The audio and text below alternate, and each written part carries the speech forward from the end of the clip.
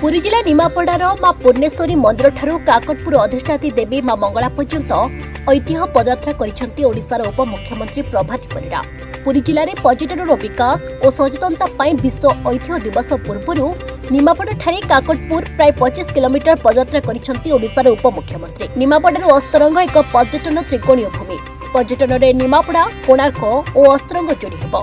अंचल में जेपरी विकसित पर्यटन ऐतिह्य स्थान पाइबा आगको एहासह प्राची तटरे विभिन्न मठ मंदिर पीर जहानिया पीठ पीर जहानिया बेलाभूमि कोणार्क मंदिर समेत ग्रामांचल पुराणा कीर्तिराजी को ऐतिह्य सामिल हेबा सह अंचल जनसाधारण सचेतनता करने ऐतिह्य पदयात्रा एहासह मां मंगला मंदिर परिदर्शन करी पर्यटन विभाग तरफ मां मंगला मंदिर उन्नतीकरण 50 कोटी टंका घोषणा कर पदयात्रा समय निजे पढ़ी विद्यालय नुहाट हाईस्कल परिदर्शन करते।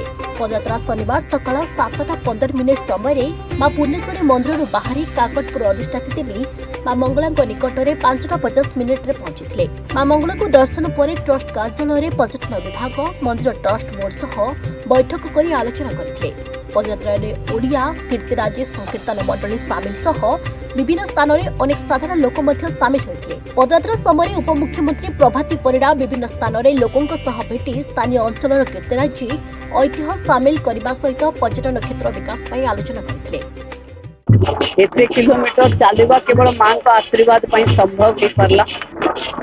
माँ जो अनुकूल पाग कले आम समस्त चलिक पहुंची पारू। आम ऐतिह्य यात्रा ना आसीलु आम माँ पीठर विकास सब माने देखी गोटे 9 कोटी आगुरी आसी भी देखी समीक्षा करे टूरिज्म पक्षर 50 कोटी टंका माँ पीठरे डेवलपमेंट टूरिज्म विभाग दबा। अच्छा आपण पटे जो 50 कोटी टंका डेवलपमेंट प्रोग्राम कराला आ कोन करा जाय छि डेवलप करे 50 कोटी रे माँ पाखरे थिबा जेते प्रकार डेवलपमेंट ऑफिसर माने आछंती सब को करिवे जेते अधिक पैसा लागि परिवो मारो छुआ में आम समस्त लगे पीठर विकास करूँ। अस्तरंग जो जहानी आज आपण ऑफिसर मान जाइथिले ता जो विकास सेटा पुनी परे ट्रायंगुलर विकास रे हबो।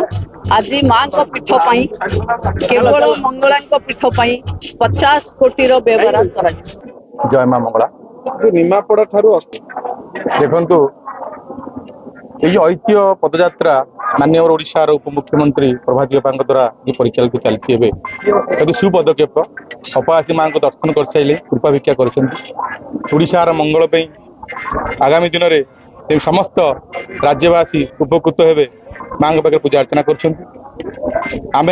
माँ एति कामना कर अपांगर शरीर आरोग्य निरोगी रहो समस्त कार्य पूर्ण हो एवं जो ऐतिह्य पदयात्रा चली ओडिशा मानचित्र मां मंगला मंदिर अन्यतम ये पर्यटन स्थल की आम केमती उन्नति करने से विषय अपांग सहित आम आलोचना कर जगन्नाथ संस्कृति सहित मां मंगला मंदिर जड़ित जो प्रभुंर नूतन विग्रह प्रतिष्ठा करा जाए से समय माँ के आज्ञामाल गले जगन्नाथ विग्रह